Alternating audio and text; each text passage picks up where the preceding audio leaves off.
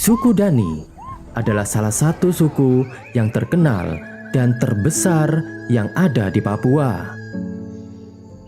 Suku ini memiliki keunikan budaya dan tradisi yang menarik untuk dipelajari. Menurut mereka, menangis saja tidak cukup untuk mengungkapkan kesedihan yang dirasakan. Rasa sakit dari memotong jari dianggap mewakili hati dan jiwa yang tercabik-cabik karena kehilangan.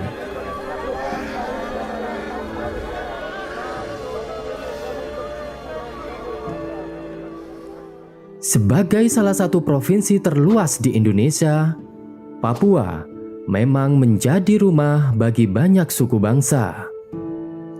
Diperkirakan jumlah suku yang menempati bumi cendrawasih ini berkisar 466 suku bangsa. Suku Dani sendiri mendiami wilayah Lembah Belim yang ada di bagian tengah pegunungan Jayawijaya, Papua. Suku ini hidup berkelompok dan tinggal di rumah-rumah yang disebut Honai. Mereka juga masih memegang teguh adat dan kebiasaan dari nenek moyang, dan masih menggunakan teknologi Neolitik dari masa lalu. Kaum laki-laki suku ini juga masih menggunakan koteka untuk menutupi kemaluan, dan para wanitanya menggunakan pakaian rumbai yang terbuat dari rumput dan serat.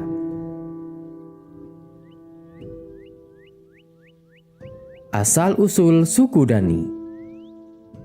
Keberadaan suku Dani sebagai suku asli di tanah Papua sudah dikenal hingga ke mancanegara. Berbagai penelitian dari berbagai negara pun banyak dilakukan untuk mencari tahu seputar kehidupan masyarakat tersebut. Salah satu penelitian awal yang bersentuhan langsung dengan suku Dani adalah ekspedisi gabungan antara Amerika dan Belanda pada tahun 1926.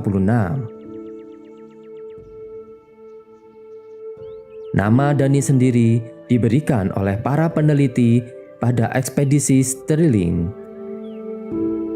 Menurut Leroux, arti nama Dani ini berasal dari bahasa Moni, yakni Dani, yang berarti sebelah timur arah matahari terbit.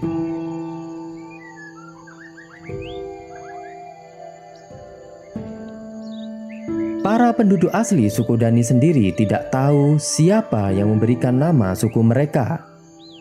Namun, mereka mengenali Dani sebagai arti perdamaian. Namun demikian, masyarakat suku Dani memiliki kepercayaan bahwa nenek moyang mereka berasal dari orang Yali, sebuah daerah yang ada di sebelah timur Lembah Belim, yang sekarang wilayah Yalimo dan Kabupaten Yahukimo.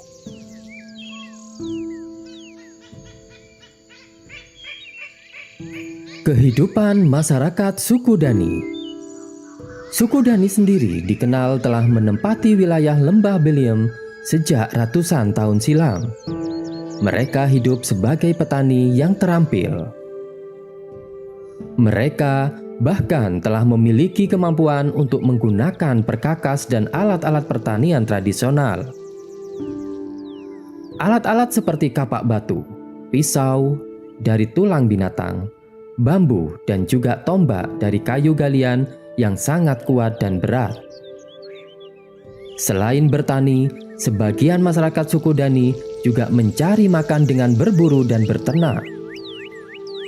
Babi menjadi hewan peliharaan favorit, sehingga tak jarang harganya bisa sangat mahal hingga ratusan juta rupiah. Masyarakat suku Dani juga masih sangat menjaga adat dan budaya dari nenek moyang mereka. Mereka masih sering mengadakan upacara-upacara besar dan keagamaan dengan pesta babi sebagai penghormatan.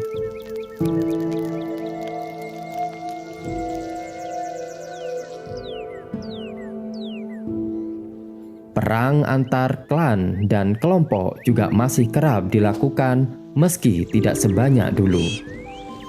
Hal ini karena mereka memang dikenal gemar berperang dan memiliki karakter yang keras. Meski memiliki watak yang keras dan terkesan beringas, namun masyarakat suku Dani sangat ramah dan punya rasa persaudaraan yang tinggi. Mereka juga memiliki jiwa seni yang cukup tinggi. Hal ini dibuktikan dengan kebiasaan mereka dalam mendendangkan nyanyian, heroisme, dan kisah-kisah inspiratif. Nyanyian-nyanyian tersebut digunakan untuk menyemangati dan membangunkan semangat kala mereka sedang bekerja.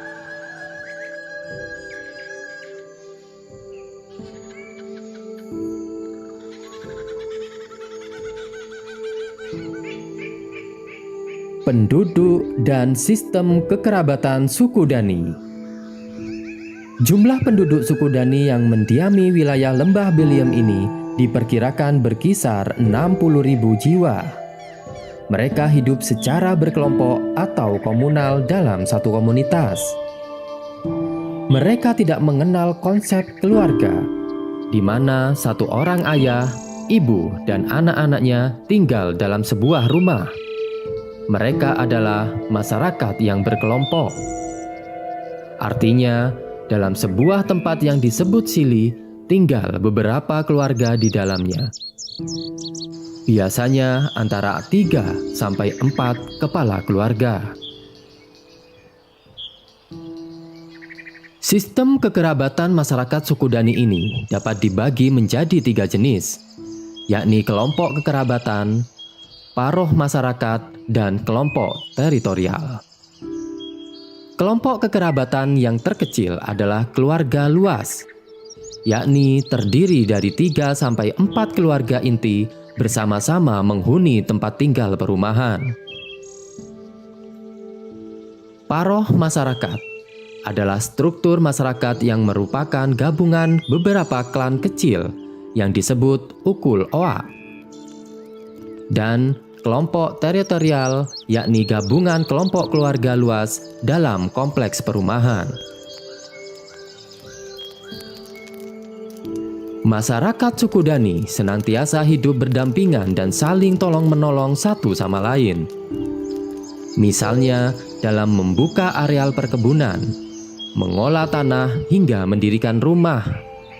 Mereka selalu bergotong royong yang dipimpin oleh penata adat atau kepala suku.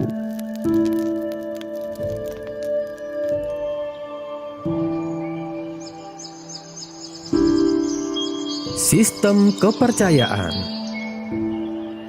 Dasar kepercayaan atau religi masyarakat suku Dani adalah menjaga dan menghormati roh nenek moyang. Berbagai upacara dan tradisi dilakukan untuk itu.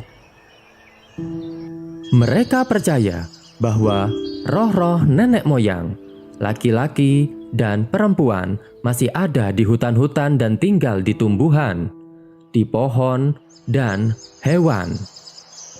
Selain itu, juga benda-benda. Karena itulah mereka sangat menjaga hubungan baik dengan alam dan hutan.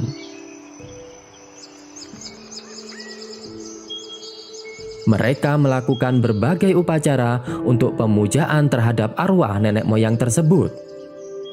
Seperti upacara rekuasi, di mana mereka membuat tanfa dengan lemak babi, kerang, bulu-bulu, kuskus, sagu rekat, getah pohon, dan bunga-bungaan untuk ditempel di tubuh.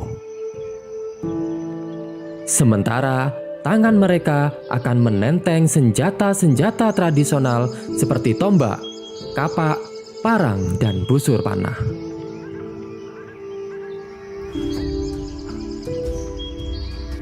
Prosesi tradisi potong jari. Prosesi yang dijalankan pun cukup mengerikan. Para wanita akan memotong jari mereka dengan menggigit sampai jari putus. Terkadang dilakukan dengan kapak atau pisau. Untuk mengurangi darah yang keluar, jari akan dililit dengan benang. Mereka mengikat jari dengan benang sampai aliran darah berhenti dan jari menjadi mati rasa, kemudian baru dipotong. Kemudian, bagi laki-laki, mereka memotong daun telinga menggunakan bilah bambu yang tajam. Tradisi memotong daun telinga disebut dengan tradisi nasu palek. Apabila tidak bisa melakukannya sendiri, maka akan dibantu oleh kerabat dan tidak ada upacara khusus.